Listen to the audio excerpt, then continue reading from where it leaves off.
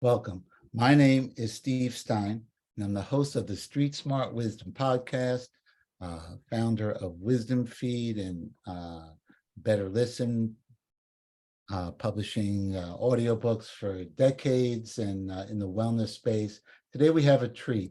We have Chris Ruane, a longtime member of Parliament and a real pioneer in bringing mindfulness, first initially throughout the UK, but now going global.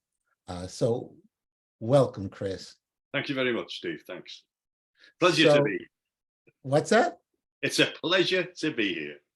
It's absolutely a pleasure to have you. So I had met Chris, not I guess before the pandemic, at an emotional intelligence day in the UN, and we've kept in contact. And now, since we've reignited our podcast, I wanted to have Chris on to talk about not only what's happening in mindfulness, because it's a global phenomenon, and maybe start telling us the journey, how you brought it to the Parliament.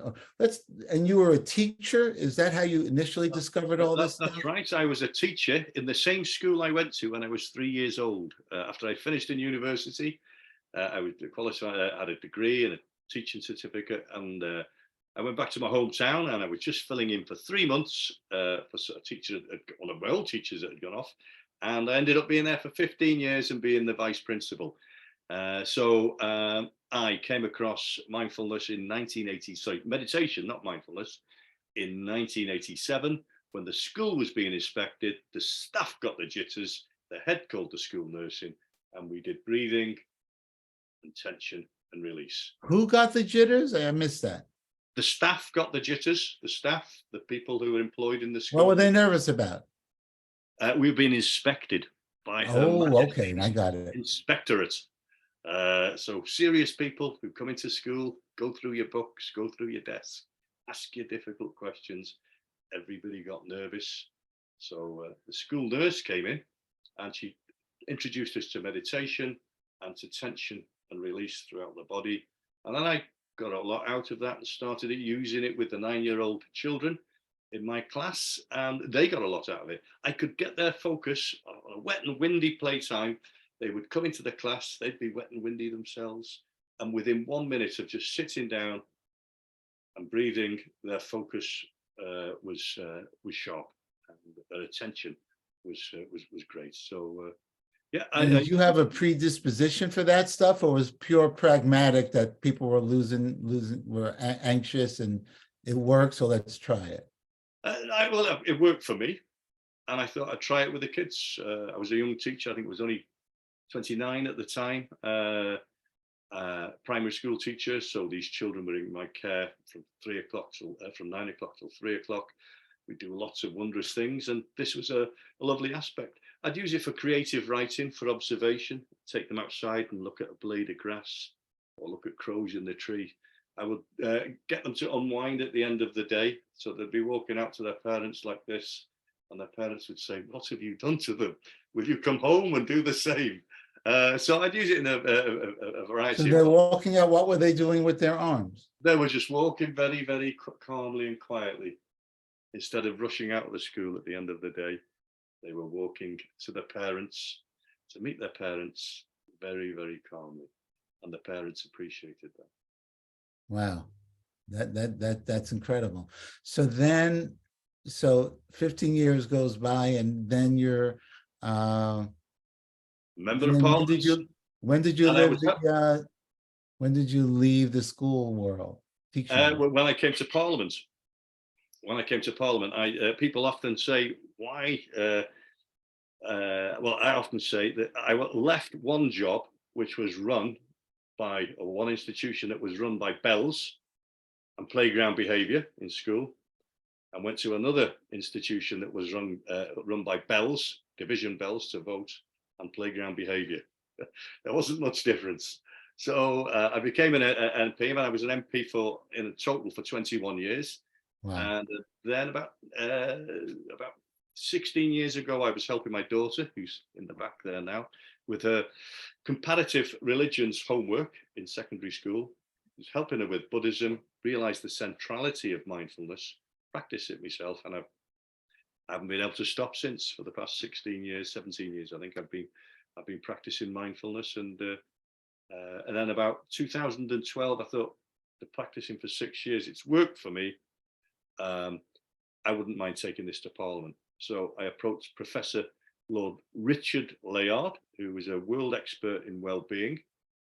He was well connected in the well-being world. I didn't know anybody in the mindfulness world. So he called down Professor Mark Williams and Chris Cullen from Oxford University, and they came to Parliament, and we had the lessons 10 years ago, just over 10 years ago. And in that time, 330 politicians and 800 members of staff in the United Kingdom Houses of Parliament have had mindfulness training, and it's still going on. And who leads it now? For the first 8 years, it was the Oxford Mindfulness Centre, and they gave these lessons freely, 2 or 3 8-week sessions a year freely. Well, we had to give donations. MPs had to give donations. And then 2.5 years ago, a company called Awaris won the contract, and they've been teaching it since. So and that's paid for now by the House of Commons Wellbeing Department. Right. Wasn't there like a big or a regular budget, at least for a few years? No, not at all. And this, we've helped take mindfulness to other parliaments around the world, and this is one of the sticking points that very often it's either the professor from a university that's introducing it free of charge, or a mindfulness advocate free of charge. Very rarely is the institution itself paying for it. So I think that's one of the issues, because it's the sustainability element that's important. That week after week, once you finish the 8-week course, to know that's not the end of it, that there will be top-ups, meditation sessions every week while Parliament is sitting, so you can keep that continuity of practice and a feeling of brotherhood or sisterhood as well. That's a kind of sangha Right. And so I guess I'm finding it on the online world these days that it's people's lives are so fractionated, that to get people to show up online, or now COVID's over, so that's even more of a challenge. I think, so when you're talking about a weekly thing, is that in person or is that a hybrid thing? Or since COVID, it's been online. There is a move now to get it back into in person, and tomorrow for the whole day, the Oxford Mindfulness Foundation are coming down to London to have a free day for politicians and their families, or former politicians and their families, to practice mindfulness at a day-long retreat. So this will be the first time I've practiced with politicians since the one preceding this, which was January 2019. So it's been a long time to be away, and I'm looking forward to hugging those people. Right. No, I get it. There's such what's the right term? There's such, it's kind of a loneliness if you're only on Zoom all the time. Yeah. So I'm just starting to go out. Like I went to my second movie with my teenager. We saw Spider-Man, and the first movie we went to was maybe 4 or 5 months ago with my wife and my 2 kids, and it was, it was the Air Jordan movie, the new movie about the making of the Air Jordan sneaker. It was great, and at first it was just 4 of us. It's a smaller theater, and I'm like, oh great, the first time I'm out in a movie, seeing a movie since COVID. Then 2 people walk in, and by the time it starts, it's crowded. And it was fine though, but I just noticed, the anxiety level. So anyway, we saw a movie just a couple of days ago, and it was packed. And it was fine, so hopefully it stays fine, but I get it. So, but I think that that's where things are at now, hybrid. I mean, because for a number of reasons. So, and that's something that we're looking at, as we build out our new membership, Wisdom Feed Plus. During the pandemic, it was pretty easy. Just throw up a link, send that email. We have 20,000 people on our list, and people had nothing to do. So all of a sudden, there were a ton of people. And it was also easy to get speakers that you normally could never get. Absolutely. One of the groups I was involved in Parliament, I was involved in about 5 or 6 wellbeing groups. One of them was the all-party parliamentary group on the gut microbiome, on the bacteria, the good bacteria in your gut. And we'd only just started just before COVID. COVID came, everybody was in lockdown, but we could, the gut group in Parliament was ringing up or contacting professors around the world, and they were giving these first-class lectures on the gut microbiome from their bedrooms, hidden away. And it was a great time for free access to these great scientists around the world. Yeah, it was incredible. T. Colin Campbell, he wrote the China Project like 50 years ago, where I think the essence of it was, and I'm going to get this wrong, but the essence was he did all these studies in China, and where a McDonald's opened up, cancer rates went up. And don't sue me, whatever, but it was something like that. But it was, and now it's a seminal book, and he's 90 years old. So we did these summits in the beginning of the pandemic, and it was a double whammy, because this woman that did programming for 1440 Foundation, and Yoga Journal for all these years, she had lost her job because her retreat center closed down. So I was introduced to her, and she brought in, and I partnered up with her, and she brought in all these luminaries that were sitting around looking for something to do. So, and so that, and now we're doing, what, John Kabat-Zinn has this phrase, you can't stop the waves, but you could learn how to surf, right? Yeah, absolutely. Yeah. Which I think actually, John told me, if you see the mandala right behind me, he said it's from Satchidananda, who came from India. But I think John, I love that quote. Yeah, and I'm a big fan of the John quote. Another lovely one he used, he's visited Parliament on many occasions, is work on your parachute before you need to open it. That was him too. Because that's some. Yeah, and when I lost, for the first time, I lost my parliamentary seat in 2015, he emailed me to say, Chris, how are you getting on? I said, it's tough, John, but I've been working on my parachute. I've opened it, and it works. So I had a chance to reflect his saying back to him in the right context. I didn't realize that was a John quote. So anyway, in the beginning of the pandemic, everyone was using the metaphor, turning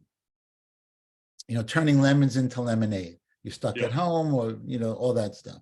So I love the John quote. So when we did the summit series, it's the Surfing the Tsunami of Change Summit Series. So we, surfing the tsunami, if you can't stop the waves, learn how to surf. That was kind of the impetus behind that. So we did these 3 summits, and now we're doing our next one probably in September or October, and it's going to be on emotional well-being and technology and artificial intelligence and all that stuff. So that's going to be our next summit.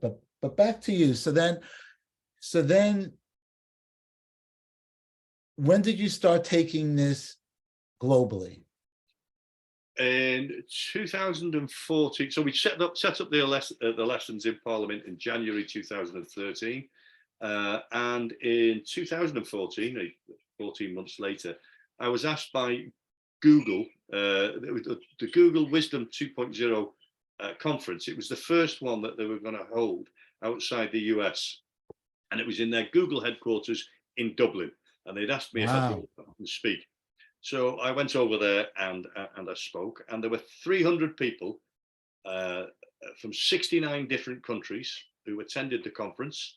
And I spoke This about is in person or on? in person, yeah, but in 2000, Wow. I think it was September 2014, in person in Dublin. And afterwards, there was a queue of people asking me, will you come to my parliament? Will you come to my parliament? Will you come to my parliament? So I said, and there was a general election about 6 months away. I said, well, I'll get over this general election in 2015, and then I'll come. I went to 3 parliaments. I went to the Dutch, Welsh, and German parliaments during that 6 months, and then I was going to go to lots more afterwards. And then I didn't get elected. I was thrown out. But I kept up my interest in mindfulness, and I visited lots of other countries at my own expense quite often. But sometimes I'd be paid for. I was asked to go out and speak in Sydney, a conference. So whilst I was out there, I visited the Australian Parliament. I was asked to go to Washington. Whilst I was out there, I teamed up with Tim Ryan. I was asked to go to Toronto, speak in Toronto, and I made political connections there. So wherever I went for it to speak at a conference, I would try and get into that legislature. And if not, I'd pay to go and to these legislatures myself. And yeah, it was a great time. I think I spoke at in about 13, 14 different parliaments around the world. I took the message, and did any of them actually start it up, or? yes, well, over the past 10 years, either directly or indirectly, we've helped, I think, in about 14 different parliaments. Can I just say that the UK was not the first parliament to do this, to introduce mindfulness to its politicians. And it's funny that over an 18-month time frame, I think from 2011 to January 2013, there were 3 politicians, 2 on the left or centre and 1 on the right. One in Sweden, a female, on the right, Tim Ryan in the US, and me in the UK. So it's 3 countries, 2 continents, politicians, without knowing what each other was doing, individually took mindfulness to their legislatures. So there was something bubbling up in the water at that time, which led to those 3 politicians, Tim, myself, and Anne-Marie Broden, taking mindfulness to their legislatures. So we weren't the first. Sweden was the first, the US was the second, UK was the third. But in the intervening period, I think we've helped, I think there's a total of about 15 different countries now that have introduced mindfulness to their legislatures around the world. Wow. And some of those include Chris Tamjidi, who actually teaches mindfulness in the German Parliament and now in the UK Parliament, also taught it at the European Commission and the European Parliament. And in the Commission, I think he trained 22 Director Generals, senior civil servants in mindfulness. So this is rapid progress over a short time. Okay, so here's the Brooklyn in me, so, it's like, okay, what's actually, anyway, I just wrote a recollection. The other mandala behind me is when I recorded the Dalai Lama in Madison Square Garden in 1991. And it was like 4,000 people there. But Richard Gere was I think he bankrolled it, but he hosted it. It was an incredible event. So I wanted to, talk to Richard, and it was busy. Finally, we sat down. The first thing he says to me is, "What's your hustle?" Of course I wanted to do audios with him and all this. So similarly, you got these, are there any actual regular people in the real world? Is it trickling down to reality, or is it just wealthy, aristocrats meditating? I mean, that I'm being facetious, but I'm asking too. No, this is a valid question. And this morning I'm a member of Mindfulness Wales, a board of 8 mindfulness advocates in Wales, and we discussed this very issue. We went to see the First Minister of Wales, the Prime Minister of Wales, in 2018, 8 of us, And he said, don't look to me as the first minister to tell my health service and my education service to implement mindfulness. You go down there and co-create it at a grassroots level, at the school gate, in the prisons, in the health service. Gain that traction with mindfulness at a grassroots level. And I think that's what we have to do. And there was a survey in America, I think, is it the National Institute of Mental Health or something? Like NIH, maybe? Yeah, and it was with, I think it was co-sponsored by somebody else. And it was looking at the profile of people who meditated in the US. And in the main, I'm not sure how they got the fifth one, but it was white, middle class, well-educated, and they said it was slim females. And and that's great, because that movement amongst that cohort, amongst that demographic, has helped to take mindfulness to where it is now. But how do we expand above and beyond that? How do we take it to working class council estates, housing projects in the United Kingdom, to the communities that need it but haven't got it? And we've got the data. I'm sure about the US, but in the UK, we survey 250,000 people every year on anxiety, on happiness, on life satisfaction. So each local authority area, we know which ones are suffering.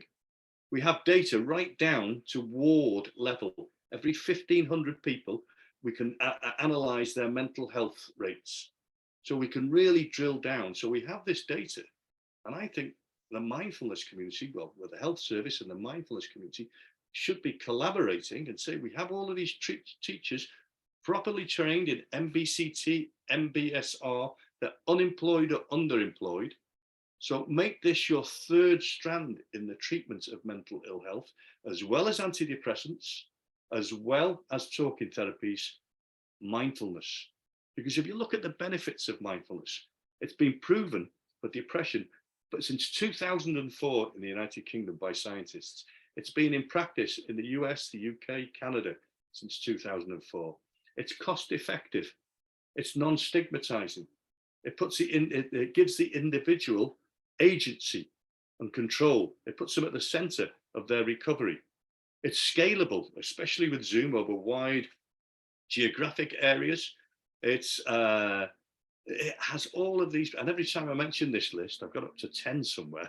Somebody will type in, and what about this benefit? And what about that benefit? Another one is it goes beyond get the person from feeling mentally ill or back to recovery, but above and beyond to human flourishing. It's not just a course of antidepressants or a course of visits to your counsellor, your therapist. No, this is a lifetime path away to recover, rebalance, and flourish. And there's no side effects. And there's not, that's the other. Sorry, I've been told on that one to be very careful to if introduced properly with proper screening and well-qualified teachers. No, that makes sense, because I think one of the recent critiques is that if, God forbid, a kid who has suicidal ideas sits down with, with his thoughts, I mean, it could go south. Yeah. So it has to be properly trained, properly screened. But even if you take up running for your mental and physical health, there's a chance you might trip over. You can get a heart attack. That's true. Yeah. Or you fall over and hurt your knee, or if you're on cycle, you might fall off your cycle. Every single form of mental or physical recovery has potential side effects. Side effects, but compared to long-term use of antidepressants, and I'm not knocking antidepressants, there's a time and space for them, but not to have somebody on them for 20, 30, 40 years. No, I mean, that's part of the whole medical model and versus the wellness model with, functional medicine, the whole, there's, and just like that, there's no side effects from eating a flower. I mean, or eating organic broccoli, but might save your life. Yeah. But where's the financial incentive, in the business world, in the real world, for that. So I think that was very interesting. So you have these kind of utilized mindfulness teachers. You have this great demand. it's almost like you could get Bono to do a concert, to like. Yeah, absolutely. And what I suggested this morning in our Mindfulness Wales meeting is, let's just take one health authority area and get the data on the use of antidepressants over the past 30 years. I have them for England, and the statistics for No, England. it just came out in the US that Yeah. mindfulness is as or more effective Yep. than antidepressants. Well, the use of antidepressants in England went from 7 million to 84 million over the past 40 years. It's a huge increase. The queues for counselling and psychotherapy have got longer and longer. And there are bodies that represent the psychiatrists. There's the APA, the Royal Society of Psychiatrists. There's bodies that represent the pharmaceutical industry. The pharmaceutical industry, and these figures are 10 years old. 10 years ago, they had a budget, a turnover of $500 billion, and they were spending 20 billion on government relations and public relations. So these professional bodies, these trade bodies are doing a great job promoting, especially talking therapies, which are fantastic, but drugs as well. Mindfulness has next to nobody. The Mindfulness Initiative in the UK that I volunteer for, part-time funded. Yeah. So, but that, and this has really hit some, especially on a day like today, but like they had this program in the US, Adopt a Highway. So they'd have a name of a corporation that's like making atomic bombs or, or making, irradiating plastic, whatever. I'm just being facetious, but they're adopting this little piece of grass. So it's clean and it's nice and it's manicured. And then Donald Trump used to, have like in New York, because he's a New Yorker, Donald Trump adopted this nice little patch of land on the highway. Adopt a Highway was the thing. So maybe you can do like an adopt a mindfulness program. You get like people like write a check to. But I think, and I come from a different health service than you said. We have the National Health Service, which is free at the point of need. I think it is the state that should be providing this in the schools and in the healthcare system, in the prisons, because its benefits have been scientifically proven. And that's almost 19 years ago, for repeat episode depression. It's been accepted. The science has been accepted. Last year, the National Institute for Clinical Excellence in the United Kingdom approved mindfulness for mild to moderate depression. They also said it was the best workplace well-being initiative. So it's got the scientific stamps for severe depression, mild depression, the workplace. We should be using these endorsements to take it into the workplace and to take it into our health systems. So that's part of an initiative we're doing. We have Wisdom Feed, our mindfulness and wellness community, Wisdom Feed Plus. So what have you seen that's working, bringing it into the workplace? Is it on demand stuff and in the office programs, and who's paying for HR? I mean, I know I heard this term that this statistic that the biggest cause of people missing work has to do with mental anxiety. Yeah, I think that the cost to of mental ill health in the United Kingdom is something like £120 billion a year. It's the second, I think it's musculoskeletal is probably, it's on a par between musculoskeletal reasons for being off work and mental ill health. So, and mental ill health, if properly funded, has a great recovery rate. And the other thing with mindfulness, and I didn't mention it in my list before, is it's preventative. You can work before it happens. It's a great plus. So yeah, I'm scratching my head as to why the take up hasn't been so great. We have these, and they're trained in the Oxford Mindfulness Centre, the Oxford Mindfulness Foundation, Bangor University. We have top class training institutes in the United Kingdom. These people quite often they're giving up lucrative careers, and they're becoming mindfulness teachers, and they have no means to support themselves. And yet that huge demand is out there. Got it. Got it. And so what's the latest in what you're doing? I know that there's an international organization you've helped kind of, Yeah, well, what's the latest with that? the mindfulness initiative, which I mentioned before, and it's an excellent organization. It was founded by Chris Cullen from the Oxford Mindfulness Centre. Now, is that different than, I know there's in the States, there's mindfulness in different cities. Like, No, no, we're working with those. I'll come on to those in a minute. The mindfulness initiative was set up when we started introducing mindfulness in the British Parliament, and we wanted to take our personal practice into policy and politics. We needed the help and structure to do that. So the mindfulness initiative was established, and it's been going ever since then. And since I've left Parliament in 2020, I am chair of the Mindfulness Initiative Global Network. So we're working with 50 countries around the world that are trying, their aim is to introduce mindfulness into their legislatures. And as I say, we've had success in about 14 of those countries. So we meet 3 times a year. We've got a meeting on June the 28th. We ask our delegates, our advocates in those countries, what have you been doing in your country over the past 6 months or 4 months? Come to the meeting and tell us about it. And then we listen carefully, we note everything down, and we notice the themes that are emerging. right, And the bubbling up, like you noticed. the bubblings up, and the bubblings up that we've noticed recently, and we're going to focus on these at the end of June, is mindful cities. And again, it's something that it's in the atmosphere, the ether. Jim Gimian, Barry Boyce, Kelly Boyce have been pioneering this in the US, in Flint, Michigan, Wyoming, and Boston.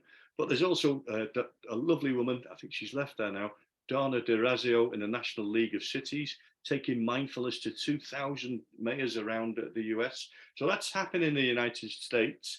In Croatia, we've got a lovely woman, Harvard trained, Eva Mia Krushlin, that is looking at mindful cities and counties, how to take it into rural areas. What? Who is that?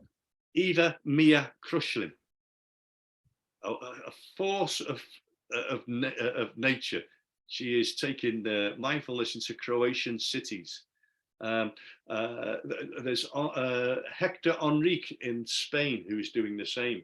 In Manchester, in the north of England, Chris Speasons is doing the Manchester Mindfulness Festival, celebrating all the good work that mindfulness is doing in that city. So the mindful cities is one of the things that we're looking at, and the other is mindfulness in the civil service. The lifetime of a politician in the United Kingdom is 9 years. And then they're out of Parliament. The lifetime of a civil servant trained at 21 is 45 years. If you train a civil servant in those early years when they're quite probably febrile in mindfulness training for personal development, they will hold that skill for their lifetime, hopefully. So mindfulness in the civil service, I spoke to a lovely woman, Inge Witkamp in the Netherlands. She's introducing mindfulness to 20,000 civil servants. Marion Furr in the United Kingdom 7 years ago introduced it to single-handedly introduced it to 3,000 civil servants. So how does that work? Like a postman is, puts his headset on. No, the work that Marion did 7 years ago was face-to-face. The National Health Service is the biggest employer in Western Europe, 1.5 million people. Its headquarters is in the building next to Parliament. Marion worked in there and was a senior civil servant herself. As a part of her own personal development, she practiced mindfulness. She got a lot out of it. And I was with many people, they see mindfulness as a gift given to them and then want to give it away. So she trained half of the headquarters staff in the British National Health Service, 2,000 people, 1,000 of them went on one of her courses. She introduced 1,000. Again, what we find in the development of mindfulness in civil service and governments is it's quite often down to a catalyst, a person who feels passionately about mindfulness and will go out there quite often in their free time, over and above the call of duty, and take mindfulness to that institution. So mindful cities, mindfulness, a lovely one, Terhi Bundes, a Finnish diplomat who is introducing mindfulness to the Finnish diplomatic corps. These are wonderful people, all done in their spare time. I take my In hat off. all languages, and that, some are English, but in their native language, a lot of their native languages, I guess. Yeah, great stuff. Wow. It's a pleasure and an honor to be connecting with these people 3 times a year and hearing these lovely tales filter back, which we then note, we try and group together, spot the trends, and amplify that best practice. I keep thinking about this. I don't know if it's a new age concept, even if there's no science to it, the concept is really cool. The 100th monkey, have you heard that? Are you familiar with what that is? I'm going to butcher the whole concept, but I've heard speakers decades ago talk about it. And the 100th monkey concept, damn, I don't even remember it. But I think that there were these different islands, and the monkey was I'm going to get everything wrong, but hopefully I get the essence. You're going to mix your monkey metaphors. It's going to be a mess, but hopefully I can still share the idea that the 100th monkey concept is that the monkeys were cleaning their coconuts or some food that they found in the waters in a way that they all of a sudden it got more efficient, and it was like a game changer.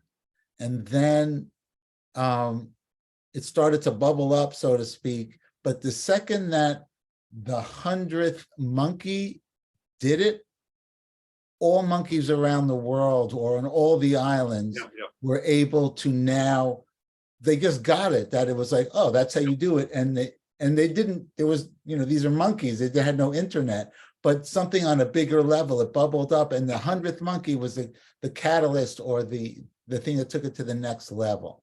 Yeah, and I think that is emerging, because again, some of these, I think Jim Gimian and Barry Boyce and Kelly Boyce have inspired some people, but I think some of this is just happening naturally in other countries and other continents around the world. And I think, if we can spot the best practice, bring it together and take it upwards and outwards, then there's more chance of spreading it, instead of it just being by chance, an internet Google or whatever. But if it's done systematically through the Mindfulness Initiative, then there's a chance of identifying, categorizing, analyzing, spreading out this mindfulness best practice around the world. I love that. So how can people find out about the Mindfulness Initiative Global Network? Is there a website? Well, the Mindfulness Initiative have their own website, and they produce some excellent documents. Where in 2000 it was Agency in Urgent Times, Mindfulness for Leaders. Last year it was Reconnection. Jamie Bristow, the director of the Mindfulness Initiative. Yeah, I think I met him when I met you at the UN. London University. They looked at the impact of mindfulness on its ability to help in climate change. The Mindfulness Initiative are producing another document in September, Mindfulness in Politics. So it's a great think tank. It's a repository of lots of information. And if you just Google Mindfulness Initiative UK, it's there. And all of these products are free. So it's, I mentioned before about £20 billion to promote the pharmaceutical industry. This is funded. Everybody who works there is part-time, and there are about 5 volunteers. I'm one of them. So if there is anybody out there, any rich person that wants to redress that balance between big pharma and little mindfulness, please feel free to donate to the Mindfulness Initiative. I love that. I'm because I always knew you were up to stuff, but this is kind of a nice update, and we'll put a link in the show notes about it. And how can people find you if they want to reach out to you? A lot of what I talked about, I wrote an article for the Humanistic Psychologist, which is the American Psychological Association's journal. It's quite thick. It's 17 articles, a double edition, totally dedicated to mindfulness. And they asked me as a former politician at the time, then a former politician, to write up what we've done around the world. So if people are interested in what I'm talking about now, if they contact me at ruanec@hotmail.com, I can send them a copy of my article. I can't send all of this, but my article, which outlines the work that I've been doing with others. It's not just me, it's with a whole team of us around the world. So we have ruanec@hotmail.com, or follow me on LinkedIn. That's the only social media I use, because I know I was looking. I bad for your mental health. Right. Is there a footballer who's a Chris Ruane, or some athlete? I think there's American football. Yeah. There's yeah. See, I said that right. Football. I'm watching my Ted Lasso. Yeah, it's an Irish name. My father was from the west coast of Ireland, and my mother from Wales. I'm Welsh Irish. This is excellent. So any final word, or we just good luck in what you're doing, Steve, and getting these speakers together, picking their brains, bring them together, allowing them a platform to spread their ideas. It's what the world needs now. I mean, we're in a precarious position when you look at the threats, the fear, and the anxiety that is out there. And I think it was FDR, your president, who said, "We have nothing to fear but fear itself." And there is an awful lot of fear out there in the US, especially.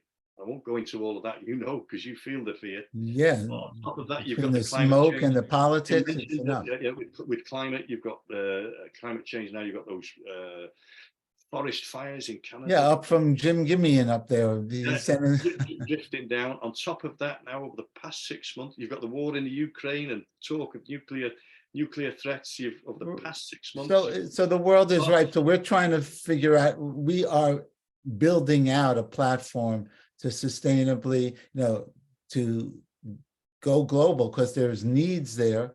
And so we are, so with Wisdom Feed, I'll say it again, wisdomfeed.com is kind of our website. And that was initially the blog for Better Listen, where I've been publishing audiobooks with luminaries for decades. And then, and now it's kind of morphed into a lifestyle brand, wellness and mindfulness, taking ancient ideas and making it down to street level for practical use. And it's and I'm glad to speak with you today to find out how, because I love that it's not only for the MPs, it's also for the civil servants. So it makes a difference. Yeah, and not just the MPs and the civil servants, but also mindful cities and mindful communities. It's an institutional, it's a societal change that we're looking at, or looking for. Having the leaders who are making those immediate decisions more mindful this week and next week is important. But for the long-term safety of the planet, it's important that we all rebalance, the whole 8 billion of us, because each one of those is making decisions on a daily basis that impact on themselves, their families, and the planet. And if we can make those decisions from a place of balance, it will be better for all of us and better for the planet. Amen. That's a good place to stop. All right, Chris, this is a pleasure. And so good connecting with you, and good finding out the latest and your whole story. And anyone listening, you in the show notes, we'll have some links. And so thanks so much, Chris. Okay. That was a pleasure. Okay, thanks. Bye, Steve. All right, Chris, have a good one. Thank you. Yeah, have a nice weekend. You too. All right, all the best.